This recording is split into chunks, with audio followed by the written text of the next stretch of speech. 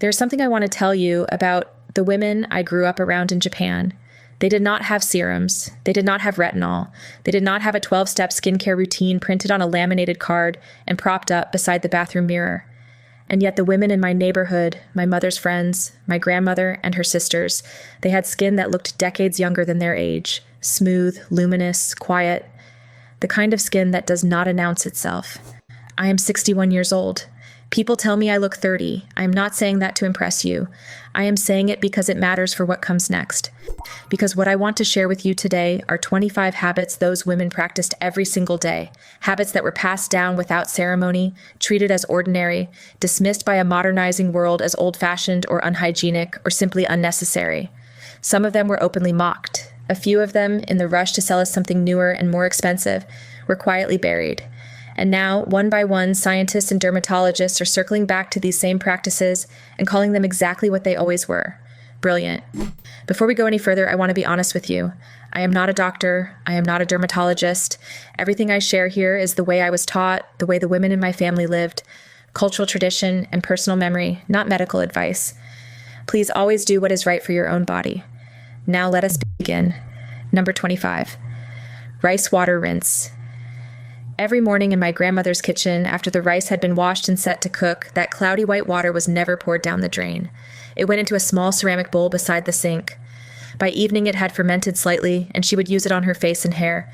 She called it nothing special. It was just what you did with the water. Researchers have since found that rice water contains inositol, a compound studied for its ability to strengthen hair.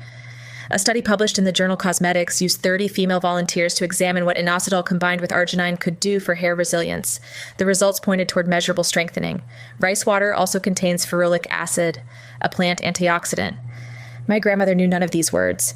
She only knew that her hair stayed thick well into her 80s. Number 24, camellia oil, which in Japan we call tsubaki. When Western beauty culture arrived in Japan, it brought with it the idea that oil on your face was the enemy. Clog your pores, cause breakouts, look greasy by noon. Tsubaki was suddenly old-fashioned. My mother quietly kept using it anyway. She pressed a few drops into her palms, warmed it, and pressed it gently into her skin each night. Camellia oil is extraordinarily high in oleic acid, the same fatty acid that makes up a large portion of your skin's own natural oil. Because of this similarity, it absorbs without sitting on top. It does not clog. It reinforces the skin's barrier from within. The expensive single-ingredient facial oils on the market today, this is the thing they are quietly trying to be. Number 23, Azuki bean powder scrub. The women I grew up around did not scrub their faces with plastic microbeads or walnut shells. They ground dried Azuki beans, small red beans, into a fine powder, mixed it with a little water in the palm of the hand, and used that paste to cleanse. The texture was gentle enough to use every day.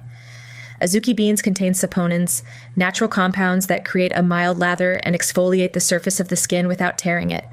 Modern cosmetic science has spent years studying why so many people's skin became inflamed and damaged by harsh physical scrubs. The answer is micro tears. Azuki powder causes none. It is so gentle it was trusted for newborn skin. Number 22, cold water face plunging. Before bed, after the evening bath, the cold water ritual. You filled a wide bowl with very cold water, took a breath, and plunged your face in, held it again. My mother did this every single night of her life. I thought it was slightly dramatic when I was young. I do it now without thinking. Today, this practice appears in spas under the name cryotherapy. Ice rollers designed to do the same thing sell for $50 and $60. The mechanism is simple. Cold temperature contracts blood vessels, reduces puffiness, and firms the surface of the skin temporarily. You do not need a machine. You need a bowl and cold water. You can do this tonight. Number 21, green tea, inside and out. In Japan in the 1960s, green tea was not a wellness trend. It was just what you drank. Multiple cups, all day, sometimes with meals, sometimes between them. And the women I knew also patted cooled green tea directly onto their skin with their fingertips or a soft cloth. Nobody called it a toner. It was just tea. Green tea contains a compound called EGCG, epigallocatechin gallate, which is now one of the most intensively studied antioxidants in dermatology. A narrative literature review published in Phytotherapy Research found that topical EGCG produced a 58% reduction in damage to epidermal Langerhans cells from UV exposure, 58% from tea. The same tea the women in my neighborhood were drinking and patting on their skin 60 years ago. Number 20, seaweed in the diet, nori on rice. kombu simmered into broth, wakame in miso soup. Seaweed appeared in my mother's kitchen every single day without exception. It was not a supplement, it was just food. Seaweed is dense with iodine, magnesium, and trace minerals that are difficult to find in other foods. But what scientists are now paying close attention to is the relationship between the gut and the skin, what researchers call the gut-skin axis. The fiber and bioactive compounds in seaweed feed beneficial gut bacteria. And what lives in your gut, it turns out, shows up on your face. Number 19, Uguisu no fun, nightingale droppings. I include this one because it always makes people pause, and I think that is exactly why it disappeared. When Western beauty editors visited Japan and discovered that geisha had been using finely powdered, UV-sterilized nightingale droppings as a facial treatment, the reaction was largely one of disgust. It sounded absurd. It was set aside. What was not absurd was the chemistry. Nightingale droppings contain guanine, the compound responsible for luminosity in many premium skincare products today, and urea, a humectant that draws moisture into the skin and is now an ingredient in countless prescription moisturizers for dry skin conditions. The geisha were not being eccentric. They were being precise. Number 18, sake and fermented skincare. There is a story that has been told in Japan for generations. The workers in sake breweries, who spent their days with their hands submerged in fermenting rice, had hands that looked 20 years younger than the rest of their bodies. Soft, smooth, free of the rough texture and age spots you might expect. The reason is koic acid, a natural byproduct of the koji fermentation process used in making sake. Koic acid is now one of the most widely used brightening ingredients in modern cosmetic formulas. You will find it in high-end serums sold for a great deal of money. The brewery workers found it by accident, free every day, just by doing their work. Number 17, oil cleansing first, then water. The double cleanse, oil applied first to dissolve sunscreen and impurities, followed by a gentle water-based wash, went viral in Western skincare circles relatively recently. It was treated as a new discovery, a revelation. It was not new. The women I grew up watching always started with oil, camellia, sesame, whatever was in the house. They massaged it gently over dry skin, let it work, then followed with warm water and a mild cleanser. The logic is simple. Oil dissolves oil. Trying to remove the day's buildup with soap alone strips your skin's barrier and leaves residue behind. Starting with oil leaves skin clean and intact. This is not a trend. This is just how it was done. Number 16. Facial massage, the old version of gua sha, what the wellness world now sells as gua sha tools and facial massage devices. The women I knew did with their own fingers. After applying tsubaki oil at night, they would press and sweep along the jaw, up the neck, across the forehead. Not aggressively, slowly, deliberately, as part of the nightly ritual. This kind of manual movement stimulates lymphatic drainage, the system that carries waste and excess fluid away from tissue. When lymph moves, puffiness decreases, circulation improves, the skin looks clear the following morning. No tool required. Your own hands, warmed with a little oil, will do exactly what the expensive rose quartz roller promises. Number 15, mochi hara. Rice cake skin over heavy coverage. Mochi hara means skin like a rice cake. Smooth, plump, slightly translucent, bouncing back when touched. It was the aesthetic ideal, and the way you achieved it was not by layering more makeup. It was by caring for the skin itself so that coverage became unnecessary. The women in my family wore very little on their faces, a light powder at most. Because heavy foundation was understood to be a sign that the skin underneath needed attention, not concealment. Today, this philosophy is called the skin-first approach, and it drives an entire movement in modern beauty. In Japan, in the 1960s, it was just common sense. Number 14, Nuka, rice bran bath bags. My grandmother sewed small cloth pouches and filled them with rice bran, the outer husk of the rice grain, which is removed during milling. She dropped these into the bath and squeezed them gently while she soaked. The water turned silky. Her skin, all her life, was extraordinarily soft. Rice bran is extraordinarily rich in vitamin E, a fat-soluble antioxidant that protects the skin's surface, and in ceramides, the lipid molecules that hold the skin's barrier together and keep moisture from escaping. Ceramide serums now sell for extraordinary prices. My grandmother's cloth pouch cost almost nothing. Number 13, parasols and hats, the original sun protection. When I was a girl, older women who carried parasols in summer were teased about it. As Japan modernized, the image felt dated, unnecessary. By the time I was a teenager, many women had stopped. But my grandmother never did. She did not tan. She did not think tanning was something to want. Dermatologists now agree that protection from ultraviolet exposure is the single most impactful thing a person can do to prevent visible aging of the skin. Not the most expensive serum, not the most advanced treatment, shade. My grandmother understood this without needing to read a study. She simply kept her parasol. Number 12. Seiza, sitting on the floor. In a traditional Japanese home, you sit on the floor. You lower yourself down, you rise again. You sit in seiza, a formal kneeling position, for meals, for tea, for conversation, multiple times a day, every day, throughout your entire life. This is a form of passive, continuous mobility training. The range of motion required to lower and rise from the floor to hold positions that Western chairs never ask of the body builds and maintains hip flexibility, ankle strength, and core stability in ways that researchers now associate with lower rates of frailty and extended independence in older age. The women I knew could lower themselves to the floor gracefully well into their 70s and 80s. They did not think of it as exercise. It was simply how they lived. Number 11.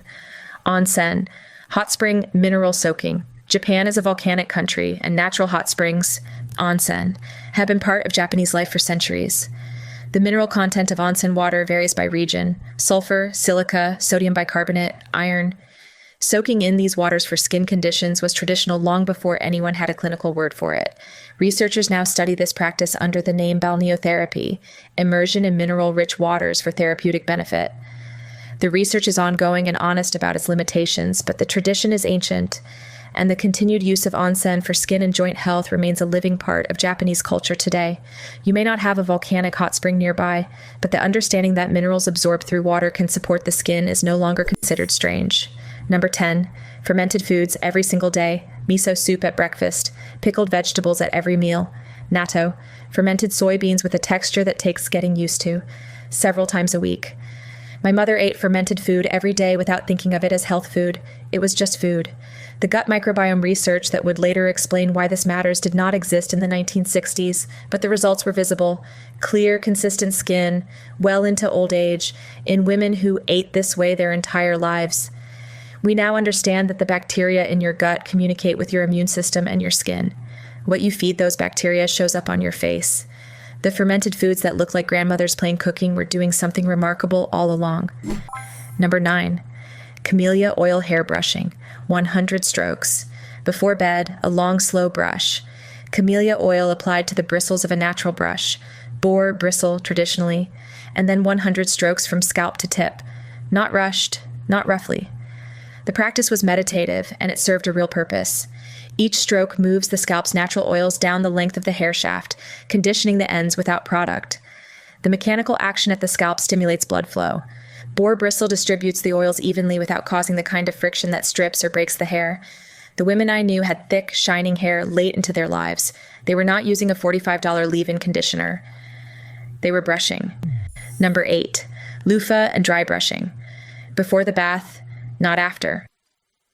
The loofah, or the dry cloth, swept over the body in long strokes toward the heart. This was standard practice, almost unremarkable, in the households I grew up around. It took perhaps 3 minutes. Dry brushing mechanically exfoliates the surface of the skin, sloughing dead cells that can make the complexion look dull. The movement toward the heart supports circulation and, in a modest way, lymphatic flow. The wellness industry discovered this practice relatively recently and markets brushes specifically for it. The women I knew used whatever cloth or loofah was in the bath cabinet. Number 7, matcha face masks. Long before anyone had used the words antioxidant serum in a beauty advertisement, my grandmother was whisking matcha powder with water and applying the green paste to her face. She would leave it for a few minutes while she attended to something else, then warm water to rinse. She did not explain it. She had learned it from her own mother. Matcha contains the same EGCG we discussed with green tea, in a particularly concentrated form, along with chlorophyll and a range of anti-inflammatory compounds. Applied topically, these ingredients calm redness and protect against environmental damage. Today, you will find matcha listed as an active ingredient in serums that cost a considerable amount. She made it fresh, in her kitchen, for nothing. Number 6, hara hachibu, eating to 80% full. This is a phrase from Okinawa, but it was understood across Japan when I was growing up. You stop eating before you are completely full. You eat slowly enough to notice when you are almost satisfied, and you stop there. Not hungry, not stuffed, 80%. The women I knew were not on diets. They did not count anything. They simply ate this way, at every meal, their entire lives. Researchers studying populations with unusual longevity have since found that this kind of moderate, consistent caloric restraint is associated with lower chronic inflammation throughout the body. And inflammation, we now understand, is one of the primary forces driving visible aging. The practice costs nothing. It requires only attention. Number 5, pearl powder. Pearl powder has been used in Japan and across East Asia for centuries, both applied to the skin and taken internally in very small amounts. It contains amino acids and calcium carbonate, and it has a long recorded history as a treatment for luminosity and evenness in the skin. My grandmother kept a small jar of it. She considered it completely ordinary.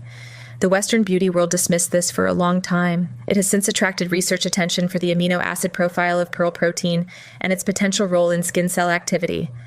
I am not making any claim about what pearl powder can or cannot do medically. I simply know that the women who used it had remarkable skin, and I know how old they were when they had it. Number 4, shiso and herbal infusions. Shiso, the large, fragrant leaf that appears in Japanese cooking, was also brewed as a simple tea in my family. A few leaves in hot water, drunk in the afternoon, unremarkable, ordinary. Shiso contains rosmarinic acid and other plant compounds that researchers now classify as anti-inflammatory. The habit of drinking plant-based infusions throughout the day, not as medicine, simply as a daily practice, means your body is receiving a quiet, continuous supply of these compounds. The women I grew up around drank something warm and botanical throughout the day. It was not a prescription. It was just what you did. Number 3, marine and bone broths. Long before collagen powder and foil packets became a supplement industry, the women in my family made broth. Fish bones, kelp, sometimes small pieces of chicken, slow simmered until the liquid was rich and slightly gelatinous. This was not remarkable. It was the base of cooking. Marine and animal broths contain collagen precursors, the amino acids the body uses to produce its own collagen. Whether you absorb meaningful amounts through diet is a question researchers continue to examine. What I can tell you is that these broths were eaten daily, they cost nothing, and the skin of the women who ate them did not show the crepe-like thinning that collagen loss produces. Number 2, steam and towel facials, a pot of very hot water, a clean towel.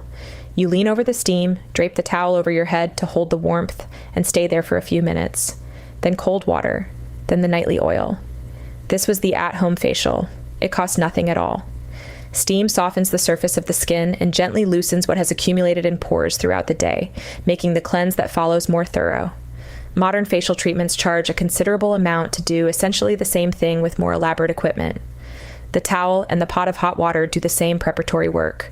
The women I knew did this in their own bathrooms, alone, quietly, a few times each week.